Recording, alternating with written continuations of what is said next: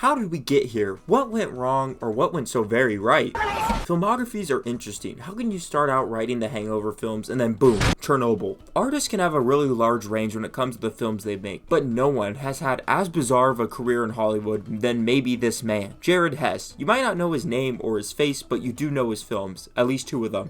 No one is talking about this man except me. I'll take that burden on. I watched every single Jared Hess film, and let's look at how this Oscar nominee, yes, Oscar nominee, somehow stumbled into Hollywood. Jared Hess is a filmmaker who has been directing films since 2004 with his first film, Napoleon Dynamite. It's hard to undersell how big of an anomaly Napoleon Dynamite is. With a budget of only $400,000 and making over $40 million, it completely changed the indie filmmaking scene. You didn't need $1 trillion to make a comedy. You just needed a killer screenplay, some funny no-name actors, and a dumpy town in Idaho. Napoleon Dynamite, though, is the definition of lightning in a bottle, and it became a landmark indie film, and a film that I really like. But if there's something Hollywood loves to do, is to take an up-and-coming filmmaker and throw a blank check at them, and boy did Jared Hess spend that, and he spent it on this man's soul. Five Nights at Freddy's. Jack Black in the 2000s was coming off of comedies like School of Rock. So when it was announced that there was a new screenplay being written by the writers of Napoleon Dynamite and a dude who got eliminated on Survivor, Jack Black hopped on board. This would turn into the film Nacho Libre. Now some people don't like this movie because of the horrors it would inspire. Chicken jockey. But this film, while no Napoleon Dynamite, it's still pretty alright. I don't think it's a masterpiece of cinema, but I don't think it's an atrocity like Roger Ebert did. It's not super deep, the jokes land, the tone is fun and sweet, and it feels like a big enough departure from Napoleon Dynamite's lanky shadow. But then the 2008 recession hit and we fell into the dark times. One of the worst things that can happen to a filmmaker happened to Jared Hess. He returned to the past. Jared Hess saw the unique style that he had done with 2 separate movies and said, nah, I'm good. I'm gonna stick with that goodwill tone and color palette of Napoleon Dynamite. That is the key to success. And unfortunately, making your film more brown and less colorful wasn't really the answer.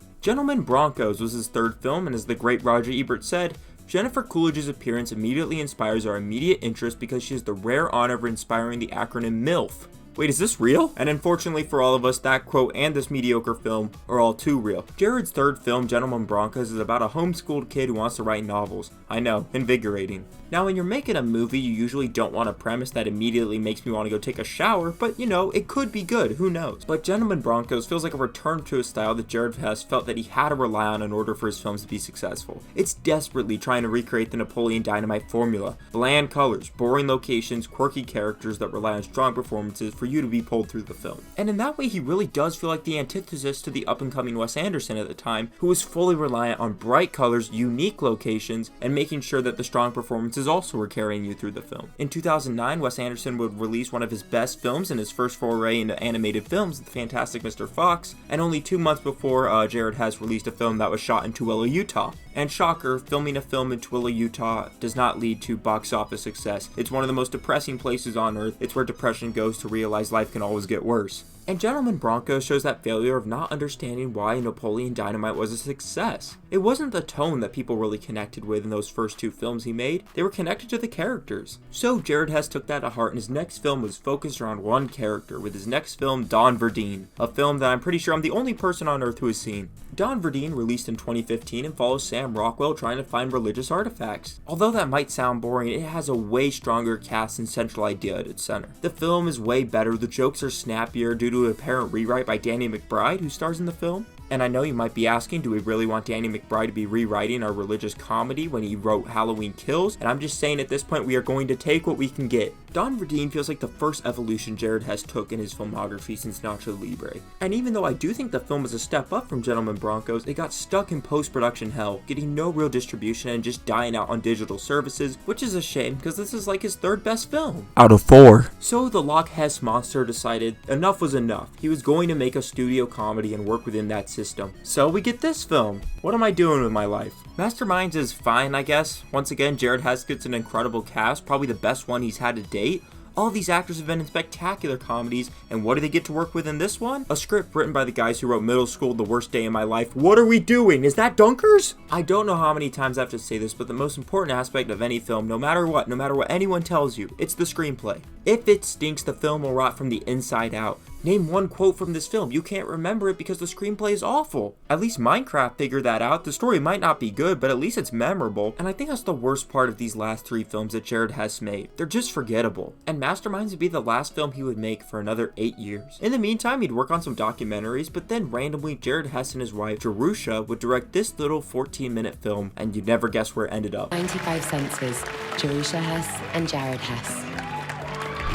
Are you? The same writers from Masterminds, the same director of Gentlemen Broncos got together and made this incredibly beautiful film about a man's life, our choices and how important they are, and how our senses is really what our life is based around. This Oscar-nominated short is free online. It is so worth a watch. It's only like 10 minutes long, and it's incredible. It just goes to show how talented these writers and directors are. They just needed the medium and the story to prove it again. They've always had the sauce, and I don't think they could ever lose it, so let's look at his next film. What is this? Film of the Unicorn asks the very important question of, has God abandoned us? This movie is one of the most boring and blandly animated films I have ever seen. You guys think you hate the minions in Illumination? Then watch this. It shows us that we can go lower. Its only purpose for existing is to entertain children that eat crayons. And going from an Oscar-nominated short film to this slop, it's baffling. Jerusha Hess directed Austenland, which had the same cinematographer from Eyes Wide Shut. How did no one in their film circle speak up about this monstrosity? I want to beat this Twilight Sparkle looking horse to death with a hammer. And with that hatred dispelled from my heart, I can now stop talking about a film made for babies, and I can start talking about a film made for 8-year-olds. No, I'm joking. The real demographic for a Minecraft movie is men my own age. A bunch of unemployed 20-year-olds in college who have nothing to do and remember the good old days of playing Minecraft with their friends. So let's talk about a Minecraft movie, a silly movie with a very silly name. Now, in a shocking turn of events, the internet has a lot of different opinions on this film. Either you unironically loved it because you saw it in a theater where the cops are called, or you hated it because you're a 25-year-old with a liberal arts degree and think this isn't real cinema. But these aren't the real Jared Hess heads in the room. That's me. I'm that guy. So what is my thoughts on it? Well, I think it's kind of fun.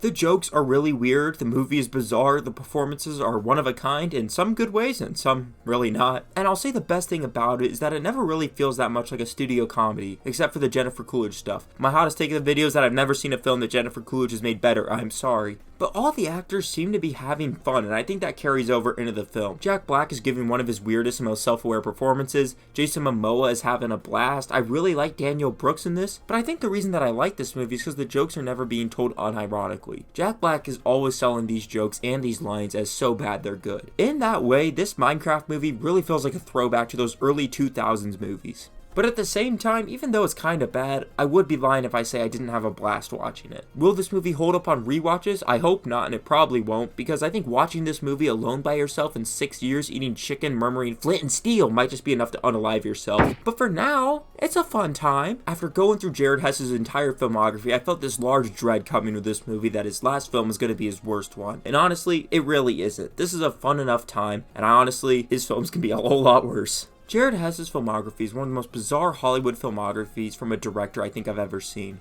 Nothing he's ever fully made is something that I absolutely adore, something that I think everyone should see. But at the same time, I really do respect him immensely. Maybe it's because of his low indie roots and how he was able to rise up to make a huge genuine blockbuster? Some people might think that's a tragedy of the death of an indie artist, but I don't know, man. I think he's just having fun making films with his friends at this point, and I think he's earned his spot in Hollywood. So should you watch all of these movies? No, learn from my mistakes. Do not watch these movies. Use my knowledge, I beg you.